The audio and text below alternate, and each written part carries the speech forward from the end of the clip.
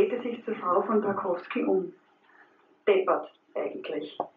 Sie schaute Kohn offen und fast treuherzig ins Gesicht und lächelte unverbindlich.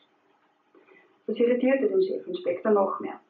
Er kratzte sich kurz an der linken Augenbraue und versuchte sich dann daran zu erinnern, was er die Gräfin als nächstes hatte fragen wollen. Die Tarkowskis waren unter jenen Klienten Rothenbergs, die so kalt ins Auge gestochen waren. Bereits seit vielen Jahren war der Anwalt mit der Vermögensverwaltung der gräflichen Familie betraut gewesen. Es ging um nichts Großes, aber die Tarkowskis konnten von ihren Einkünften gut in einer mittelgroßen Stadt Paleen-Hitzing leben. Ein Gutshof in der Nähe von Brünn und mehrere Zinshäuser sowie eine Wäscherei in Margareten gehörten ebenfalls zum Familienbesitz. Kohn war in der Früh gar nicht erst ins Büro am Schottenring gefahren, sondern hatte gleich einen Wagen genommen, um zur Gräfin Tarkowski zu fahren. Obwohl es ein grauer Morgen war, wollte die Gräfin auf ihren Spaziergang im Garten des Palais nicht verzichten. Sie hakte sich beim Chefinspektor unter und ging mit ihm durch die Vorhalle zu einer niedrigen Seitentür, die ein junger Diener für die beiden öffnete. Kohn hatte sich die Aufzeichnungen Rothenbergs genau durchgesehen. Das Vermögen der Familie war in den letzten 2 Jahrzehnten stetig gewachsen. Der Anwalt hatte gute Arbeit geleistet, soweit er den Grafen beraten hatte. Und danach hatte es allen Anschein, wenn man der Gräfin, was ihren Mann betraf, Glauben schenken wollte. Es tut mir sehr leid, dass Ihr Gatte im letzten Winter verstorben ist, gnädige Frau. Mein herzliches Beileid. Ach, sparen Sie sich das, mein lieber Herr Chefinspektor. Wieder lächelte die Gräfin freundlich und ging einige Schritte in Richtung Pavillon davon, den man erst dieses Frühjahr in die Mitte des Gartens gebaut haben musste. Das rötliche Lärchenholz war noch nicht verwittert und alle paar Minuten wehte ein leichter Harzgeruch über die Wiese, die zwischen dem Palais und dem hinteren Teil des Gartens lag. An seiner Rückseite wurde der Garten von einer Steinmauer begrenzt, hinter der die Fuhrwerke auf der geschäftigen Leinzer Straße entlang rumpelten. Sie hatten den kleinen Pavillon erreicht, der den Chefinspektor ein wenig an einen Kurgarten erinnerte, den er auf einem Postkartenbild neulich auf dem Südbahnhof gesehen hatte. Gefällt Ihnen mein neues Gartenhäusl, Herr Chefinspektor? Die Gräfin hatte Kohn amüsiert dabei zugesehen, wie er behutsam über das Holz strich. Mein Mann, Gott hab ihn selig, hat so eines haben wollen, als er das letzte Mal zur Kur in Bad Ischl war. Da ist er immer im Bad gesessen. Es war ein warmer Herbst. Erinnern Sie sich, Herr Chefinspektor? Ein richtiger Altweibersommer, endlos lang. Ich habe den Pavillon dann als Andenken an ihn bauen lassen. Sie verfiel in Schweigen und Kohn erkannte aufrichtige Trauer in ihrem Blick, der zu ihrer schwarzen Witwentracht passte und die Bemerkungen, die sie vorhin gemacht hatte, Lügen strafte. Kohn hatte die Hand von der Holzbrüstung genommen und der Gräfin seinen Arm hingestreckt. Sie griff dankbar danach, stieg die paar Stufen hoch und ließ sich auf einen der Metallstühle sinken, die um einen runden Tisch in der Mitte des Pavillons gruppiert waren. Sie bot dem Chefinspektor Tee an, den dieser ablehnte, und fragte endlich, was genau er wissen wolle. Nun, Gräfin, ich muss im Zuge unserer Ermittlungen in mehrere Richtungen, nachbohren, half ihm die Gräfin aus. Kohn wurde verlegen, diese Frau irritierte ihn. Sie versteckte ihre Gefühle hinter sarkastischen Bemerkungen und sie wollte sich nicht anmerken lassen, dass sie gescheit war. Bestimmt war sie intelligenter, als ihr verstorbener Mann es gewesen war und hatte es im Laufe der Jahre perfektioniert, diesen Umstand nicht offenkundig werden zu lassen. Hüstelte Kohn und setzte noch einmal an. Im Zuge unserer Ermittlungen, die Gräfin unterbrach ihn mit einem Anflug von Ungeduld in der Stimme. Im Zuge ihrer Ermittlungen ist Ihnen zu Ohren gekommen, von den Dienstboten zweifelsohne, die wissen ja immer am besten Bescheid, dass ich mich häufig mit dem Fritzl getroffen habe.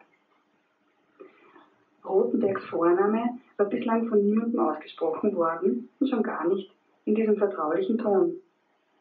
Aber ich muss Sie und Ihre schmutzige Fantasie enttäuschen, Herr Chefinspektor.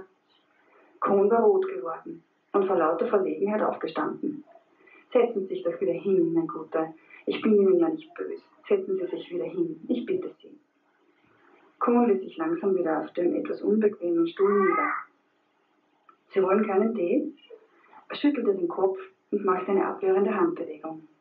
»Nein? Soll ich Ihnen dann lieber ein Bier bringen lassen? Gehen Sie, trinken Sie eins. Ich bekomme nicht viel Besuch. Nicht mehr. Unsere Familie wohnt nicht in Wien. Und die Trauerzeit, die dauert schon eine Weile. Da kommen jetzt alle auf einmal und dann kommt gar keiner mehr. Da ist mir sogar ein Polizist recht als Besuch. Verstehen Sie?« Kohn war irritiert von dieser Offenheit, die schon fast ungebührlich war. Eine Frau sollte nicht so mit einem Fremden reden. »Jetzt schauen Sie nicht schon wieder so pikiert, Herr Chefinspektor.« Sie winkte zu einem blonden Diener hinüber, der unauffällig am anderen Ende der Wiese gewartet hatte, und schickte ihm ein Bier holen, das sich der Chefinspektor nicht abzulehnen traute, obwohl ihm gar nicht danach war. »Warum haben Sie sich mit Herrn Rothenberg getroffen, wenn ich das fragen darf, Gräfin?« »Sie dürfen, mein lieber Chefinspektor, Sie dürfen. Ich habe mich mit dem Fritzl getroffen, weil er ein Händchen fürs Geld hatte und mein Mann leider gar keins für die Karten. Was ihn, Gott hab ihn selig, nicht davon abgehalten hat, sich immer wieder an den Kartentisch zu setzen. Und wenn ich nicht dafür gesorgt hätte, dass sich unsere Einkünfte vergrößern, wäre es vermutlich noch dazu gekommen, dass ich meine Aussteuer hätte verkaufen müssen.« Kohn war klar, dass die Gräfin stark übertrieb. Aber was sie ihm nun erzählte, hieß, dass sie sich selbst um die Finanzen der gräflichen Familie gekümmert hatte. Was natürlich nicht heißt, dass es nicht probiert hätte, der Fritzl. »Wie bitte?« Kohn glaubte sich verhört zu haben. »Ich habe gesagt, dass es natürlich versucht hat bei mir. Ist ja auch kein Wunder. Ich weiß schon, dass ich noch gut ausschaue für mein Alter. Und ich bin schön froh, wenn ich dieses unsägliche Schwarz wieder los bin. Das passt gar nicht zu meiner Haarfarbe. Oder was sagen Sie, Herr Chefinspektor?« Kohn wollte am liebsten gar nichts mehr sagen, sondern wäre gerne aufgestanden und vor dieser einsamen Gräfin davongerannt. Die Gräfin steckte eine widerspenstige Haarsträhne wieder in ihre Frisur zurück und strich ihren Rock glatt. »Aber was rede ich da daher? Das interessiert Sie alles nicht, Herr Chefinspektor, nicht wahr? Wo war ich gerade stehen geblieben?« »Dass er es probiert hätte?« Kohn war das herausgerutscht und jetzt genierte er sich ein wenig. Die Gräfin lachte. »Ach ja, der Fritzl. Furchtbar. Wer kann sowas nur gemacht haben? Man hat es ihm ja nicht angesehen, aber der war ein richtiger Casanova, der Herr Anwalt. Weil er so feist war, dachten alle, der isst halt gern. Aber das war ein Genießer in jeglicher Hinsicht, das sage ich Ihnen. Der wusste wohl, wie man gut lebt. Nur beim Geld, da war er eigenartig. Er war kein Geizhals, wie soll ich sagen, aber er war schon extrem geschäftstüchtig. Da konnte er sogar skrupellos sein. Das hätte man doch sonst gar nicht von ihm gedacht, weil er einen so gutmütigen Eindruck machte. Aber das täuschte. Und jetzt wollen Sie natürlich wissen, mit wem er. Sie hielt mitten im Satz inne und nahm einen Schluck von ihrem Tee. Naja, das letzte Gspuse, von dem ich weiß, hat er mit der gnädigen Frau Schwernitzky, dem Luder. Die wird zwar alles abstreiten, aber wenn Sie ja sagen, dass Sie vorher bei mir waren und ich Sie quasi schicke, dann wird sie schon den Mund aufmachen. Ich nehme an, Frau Schwernitzky ist ebenfalls verheiratet? Was denken Sie denn? Die Gräfin sah ihn mit funkelnden Augen an. Und können Sie sich vorstellen, dass Herr Czernitzky von der Beziehung seiner Frau zu Herrn Rothenberg wusste? Was habe ich Ihnen zu Beginn unseres Gesprächs gesagt? Kohn sah sie verständnislos an und verscheuchte eine Bime von seinem Bierglas, das der blonde Diener vor einer Weile gebracht hatte. Das ihr Gatte, er wagte nicht weiter zu sprechen. Ganz genau, Herr Chefinspektor, deppert und ahnungslos. Aber das sind doch alle, die lieben Gatten, meine ich. Sie müssen das ja am besten wissen, so als verheirateter Mann, sagte sie und deutete auf den Ehering an seiner rechten Hand. Kohn war die Röte heiß in die Wangen geschossen und er hatte sich unwillkürlich erhoben. Aber, mein lieber Kohn, jetzt stellen Sie sich doch bloß nicht dümmer, als Sie sind. Sie grinste frech und trank zufrieden einen weiteren Schluck Tee. Für den Chefinspektor war es nun hoch an der Zeit zu gehen. Noch mehr Vertraulichkeiten konnte er an diesem Morgen nicht ertragen. Er nahm noch einen ordentlichen Schluck von seinem Bier und verabschiedete sich förmlich von der Gräfin, die ihn mit einem amüsierten Blick bedachte, als er mit steifen Beinen über die Wiese zum Palais zurückstolperte. Kohn musste vom Bier aufstoßen, das sich nicht mit seinem Frühstückskaffee vertrug. Vor dem Tor zum Palais der Tarkowskis wartete Inspektor Hirsch, an einem Wagen der Polizei gelehnt und eine Zigarette rauchend. Am Vortag hatte der Chefinspektor mit Hirsch besprochen, mit welchen Klienten Gabriel er sprechen wollte und dass er ihn kurz vor Mittag hier abholen sollte.